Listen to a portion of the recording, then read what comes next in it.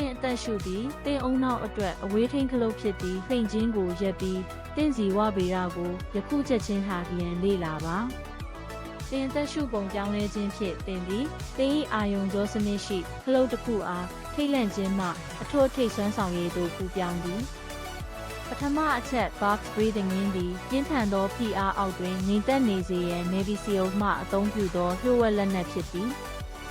၄ခုကိုရှူသွင်း၄ခုကိုဖိထားပါ၄ခုအတွက်ရှူထုတ်ပြီး၄ခုကိုဖိထားပါတင်ပြုလုပ်တဲ့ကဲ့သို့ပြီးပြည့်စုံသော၄ထောင်ခွက်ကိုမြင်အောင်ကြည့်ပါဒုတိယလေးခုနှစ်ရှစ်နည်းပညာရင်းသည်တင့်ခန္ဓာကိုယ်၏သဘာဝအတိုင်းစိတ်ငြိမ်စေအဖြစ်လှုပ်ဆောင်သည်တင့်နှာခေါင်းကို၄ချက်လောက်ရှူသွင်းပါ9ချက်လောက်ဖိထားပြီး10ချက်လောက်ပြင်းပြင်းထန်ထန်ရှူထုတ်ပါတင်းမာမှုတွေပြေပြောက်သွားသလိုခံစားရတယ်တတိယဇီဝကမညီးတွားခြင်းဤဒီမှာတင့်နှလုံးခုန်လုံးကိုစက္ကန့်ပိုင်းအတွင်းကြာဆင်းစေမိအမြန်ဆုံးသိပ္ပံနည်းကြနည်းလမ်းဖြစ်သည်အသက်ပြင်းပြင်းရှူပါထို့နောက်တိုးတောင်းသောဆူရှသောအသက်ရှူသွင်းပြီးနောက်ရှည်လျားသောနှေးကွေးသောပြေလျော့သွားသောရှူထုတ်လိုက်ပါဤပုံစံ၃ခုကိုကျွမ်းကျင်အောင်သင်ပြီးသင်၏အာယုံစူးစိုက်မှုသင်စိတ်ခံစားချက်နှင့်သင်ဘဝတစ်ခုလုံးကိုကျွမ်းကျင်သည်